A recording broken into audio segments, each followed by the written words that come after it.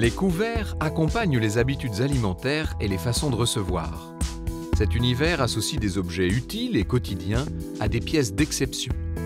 L'orfèvrerie issue des savoir-faire des métiers d'art côtoie un tissu industriel innovant. Les formes et les styles racontent l'histoire de la gastronomie. Couverts à servir, fourchettes à huîtres ou à escargots, pelle à fruits, tartineur individuel, cuillère à sauce ou à moka, c'est toute une exception française qui se décline sur la table.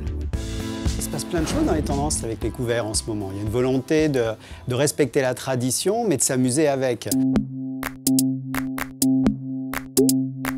La tendance, c'est le mélange, c'est l'association, c'est la fusion. De prendre de l'argenterie, par exemple, et puis de l'associer à peut-être des couverts dans une nouvelle matière synthétique, plus contemporaine, de mélanger le bois, la corne avec des nouvelles résines. La volonté, c'est vraiment de réenchanter la table, de remettre un peu de magie, de remettre de la fantaisie dans la table. Et les couverts, c'est un peu le bijou, la broche sur la veste du tailleur. Ça a l'air d'être anodin, mais en réalité, c'est fondamental. Donc moins figé, moins grand-mère, mais plus d'humour, plus de décalage, puis surtout mettre de la création.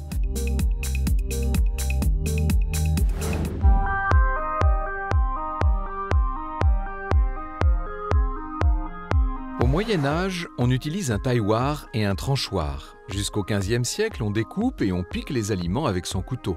La cuillère, elle, investit les tables au XIVe siècle. Quant à la fourchette, c'est Catherine de Médicis qui en importe l'usage à la Renaissance.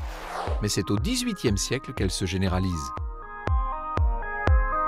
La notion de couvert ne désigne au départ que la fourchette et la cuillère. Parce que le couteau est considéré comme un objet personnel que l'on a avec soi. À la fin du XVIIIe siècle, au début du XIXe, la salle à manger apparaît comme espace permanent dédié au repas. Et en même temps, les habitudes vont changer, notamment celles liées à la coutellerie. On ne se déplace plus forcément avec son couteau. De ce changement-là va aboutir la présence permanente du couteau dans les ménagères. La ménagère de 48 pièces, ou de plus de 100, est liée aux conventions matrimoniales. Elle se développe au XIXe siècle et représente le cadeau de mariage par excellence. À cette même époque, une technique de traitement de surface des objets élargit les possibilités. L'électrolyse permet de recouvrir un métal ordinaire d'une couche fine d'argent ou d'or par bain électrochimique. Cette application de la galvanoplastie révolutionne le couvert. Un Français a l'idée de la développer à l'échelle industrielle. Charles Christophe, notre fondateur, dépose un brevet en 1842 qui signe l'invention du métal argenté. Nous sommes à l'époque au cœur du 19e siècle, un siècle en pleine transformation où les classes sociales bougent, évoluent. La bourgeoisie se développe, prend le pas progressivement sur l'aristocratie. Cette découverte permet donc une production accrue de pièces argentées. Et en plus, une production de qualité. Donc tout de suite, les industriels vont s'y intéresser. Le métal argenté va permettre à beaucoup plus de monde d'avoir des objets beaucoup plus beaux. 19e siècle, on est là aussi en plein dans l'expansion des théories hygiénistes. Et le métal argenté, tout comme l'argent massif, a cette même qualité d'être totalement bactéricide. Donc vous utilisez des produits plus beaux, des produits plus solides et des produits plus sains aussi. Alors que le métal argenté démocratise le couvert de qualité, l'argent massif et le vermeil sont toujours travaillés dans le cadre de pôles d'excellence. Les grands orfèvres du 19e, Froment-Meurice ou Odiot par exemple, ne vont pas être attirés par cette technique puisqu'ils ont déjà une clientèle qui est intéressée par l'orfèvrerie en argent massif. Pour différencier l'argent massif du métal argenté, il existe un code en France, c'est le poinçon. Sa codification aide le consommateur à s'y retrouver. Ici, on a un couteau qui est en argent massif. On va retrouver deux poinçons, très nets ici. La tête de Minerve, c'est le poinçon qui est utilisé pour l'argent massif en France depuis 1838. Et là, on a un poinçon de forme losangée qui correspond, lui, au poinçon du maître orfèvre. C'est l'auteur de la pièce. Un orfèvre est un artisan qui travaille l'or ou l'argent. La maison Richard perpétue le savoir-faire et les techniques traditionnelles pour fabriquer des pièces de table, des objets décoratifs ou religieux. Les couverts y sont faits à la main, en particulier ceux en argent massif.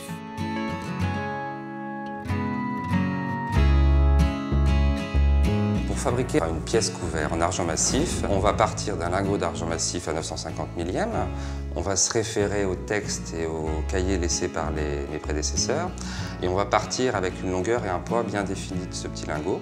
Et on va comme ça avec des étapes successives, le forger, le recuire, le forger, pour le préparer à l'estampage.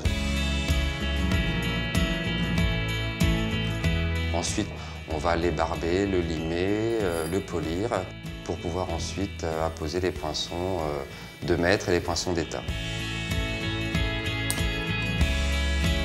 Quand on va étape par étape bien respecter ces règles, au final, l'objet est magnifique. En 1948, le monde du couvert va être bouleversé par une idée. Guy Degrenne a la connaissance de l'inox. Il prend le pari d'utiliser cette matière inaltérable et inoxydable pour fabriquer des couverts. C'est le début d'une longue histoire. Avec l'acier inox, Guy Degrenne apporte une révolution majeure dans le couvert. Et il arrive avec quelque chose qui va apporter d'abord de la démocratisation de l'art de la table, tout le monde va pouvoir s'en payer, et puis quelque chose qui va être pérenne, qui va durer dans le temps. Depuis 1968, le site de Vire en Normandie produit plusieurs types de couverts. Ceux en métal argenté sur base inox exigent 30 étapes de fabrication. Les modèles orfèvre sont le fruit d'une technique bien spécifique. Les couverts forgés sont monoblocs. Quels que soient les process de fabrication, le suivi de qualité fait l'objet d'une grande attention. Les critères de qualité d'un couvert dépendent de quelques critères très simples. Le premier, c'est la qualité de la matière première, la qualité de l'inox. Nous utilisons la meilleure qualité, qu'on appelle 1810, qui n'a pas de problème de rouille. La deuxième caractéristique de qualité, c'est le polissage. Nous apportons beaucoup d'importance au polissage entre les dents d'une fourchette. Et la troisième caractéristique, c'est son poids ou son épaisseur. Objet usuel apparemment très simple, les couverts requièrent en fait une grande technicité. C'est un exercice esthétique très pointu qui séduit les designers.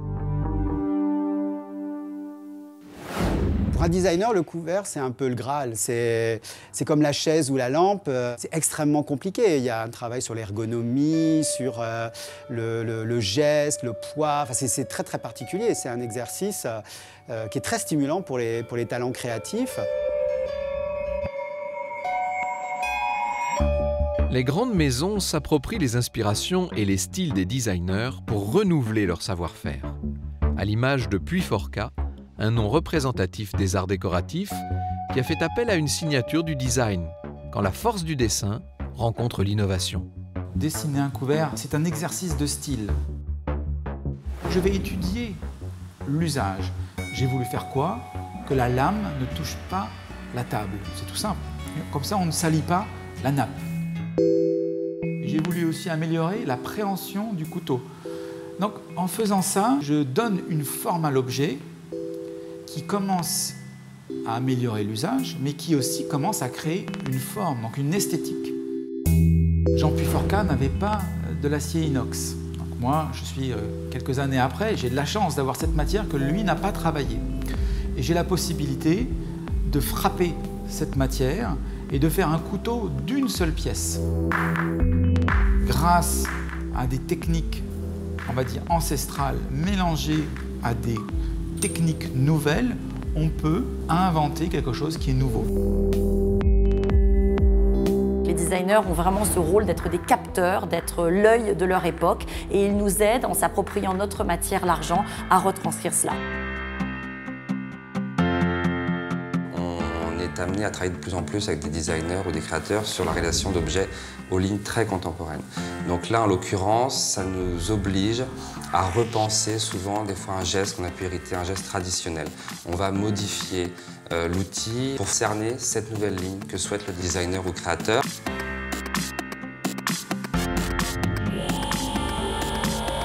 Pour que le dessin du créateur devienne un couteau, il faut souvent pousser la recherche et développer de nouveaux outils. Tout l'intérêt de travailler avec les designers, c'est qu'on ne sait jamais le faire. C'est-à-dire que vous prenez n'importe quel projet, à la genèse du projet, on ne savait pas faire ce que le designer voulait qu'on fasse. Ça nous oblige à aller chercher des nouvelles technologies, ça nous oblige à aller chercher des nouveaux matériaux. Tous les créateurs, les designers viennent nous aider à réécrire ces codes tout en gardant l'ADN du couteau. On ne veut surtout pas que le couteau de l'aïeul, le couteau de la forge, soit un couteau dans un musée. On veut qu'il soit en permanence utilisé, on veut qu'il vive.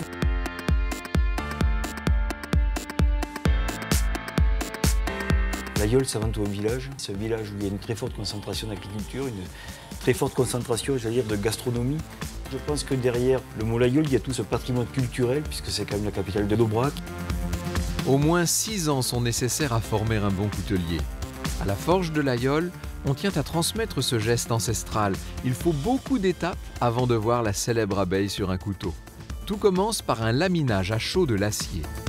Notre métier, c'est d'abord d'être des forgerons, c'est-à-dire qu'on va travailler l'acier à chaud. Notre premier métier, vraiment, est concentré sur ce fil coupant. Ensuite, il y a tout un travail sur l'esthétisme du couteau, où on va amener des savoir-faire de sculpture, de guillochage, de montage, de polissage, etc.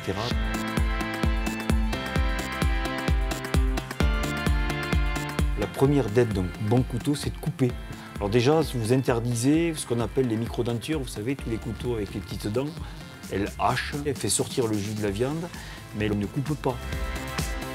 Le couteau de l'aïeul, en fait, ne vous appartient jamais, dans le sens où vous le transmettez. Le grand-père le donnait au petit-fils et le petit-fils le redonnait à son petit-fils. Le couteau, c'est quelque chose de très fort symboliquement. Bon, ça a été pendant très longtemps l'épée, le poignard, le symbole de l'autorité masculine, des aristocrates. Et on peut raconter des histoires fantastiques au travers du couteau.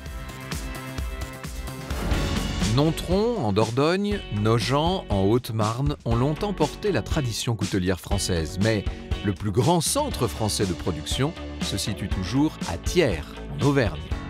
Plusieurs marques y maintiennent la tradition, en particulier pour les couverts de table. Depuis 500 ans, on fait des couteaux à Thiers. Il y a des gens venus de Saint-Étienne qui faisaient des armes. Ils nous ont appris à travailler le métal et ils nous ont appris à faire des couteaux. Claude Dezormes est une entreprise artisanale, mais avec des moyens très modernes et innovants en termes de fabrication autour de la table. C'est-à-dire qu'on va avoir une grande capacité à créer de nouveaux modèles, des couteaux de table, des pelles à tarte, des fourchettes à dessert, parce que nous avons un outil qui est adapté, avec des moyens comme le laser, le marquage au laser également. Donc une grande flexibilité, de l'innovation et de la création. Un couvert, c'est un peu comme un bon plat. Il faut des bons ingrédients et également un bon tour de main. Il faut utiliser des bonnes matières, les transformer dans les règles de l'art, d'une manière à ce que le consommateur puisse toujours réaffûter le couteau, redonner du brillant à la mitre. Aujourd'hui, acheter français, c'est un investissement, mais c'est du long terme et c'est quelque chose qui va se transmettre même de génération en génération. L'art de la table se simplifie, ose la mixité, bouscule les codes. Les couverts n'échappent pas à ce phénomène. Les usages changent, les modes d'achat aussi. Traditionnellement, les couverts étaient vendus en ménagère. Ce qu'on appelait ménagère, c'était l'écrin avec les couverts rangés dedans. Tout ça, ça allait bien tant que les arts de la table étaient très normés. À partir du moment où les repas se sont déstructurés, les occasions de repas sont plus les mêmes. Une fois, on veut faire du très traditionnel, mais une fois, on veut faire du très contemporain, et une fois, on veut faire de la cuisine exotique. Et bien évidemment, la ménagère n'a plus de sens. Aujourd'hui, la manière de vendre le couvert évolue énormément. Soit parce qu'on est sur des achats de plaisir et on va acheter des couverts pour 6 personnes avec des couleurs différentes, de telle manière que le consommateur fabrique lui-même sa collection à travers le temps. On peut inventer beaucoup de choses sur des fonctions différentes, comme des couverts que nous avons créés il y a quelques années pour le poisson, avec un couteau spatule. Bien sûr, on ne reçoit plus du tout de la même manière. On s'attable en plus petit comité, la convivialité est plus intime. On va recevoir en revanche beaucoup plus debout ou assis différemment autour de notions qui ont été inventées récemment, comme le brunch ou le cocktail dînatoire. Pour accompagner les nouveaux modes de vie, nous allons proposer un objet très innovant, une sorte de petite sculpture et qui, quand vous la découvrez, révèle un ensemble de couverts pour 6 personnes qui invite à dresser sa table comme on l'entend. Le monde des couverts doit pousser son investigation sur la matière et s'adapter aux nouveaux modes de vie. Entretien, passage au lave-vaisselle, nouveaux motifs, nouvelles sensations au toucher sont quelques-uns des axes de son développement. La recherche et développement, chez nous, va porter sur des aspects esthétiques, comme le travail que nous avons mené avec le designer Marcel Wanders, qui est le premier couvert de l'histoire entièrement gravé, ce qu'on appelle en all-over, donc absolument sur l'intégralité de sa silhouette. Je pourrais en citer une autre qui est comment lutter contre l'oxydation de la matière argent. Nous travaillons à la définition d'un brevet qui permettrait d'utiliser ces couverts sans avoir à les nettoyer aussi souvent que vous devez le faire aujourd'hui. Donc évidemment, la recherche et développement porte une notion d'avenir et de préparation de l'avenir importante. Cette tradition française, elle est très honorable, elle est fantastique, mais c'est pas l'ancrer dans le passé, dans la mémoire, pas la figer, au contraire, lui faire préparer demain et l'emmener vers des nouvelles aventures.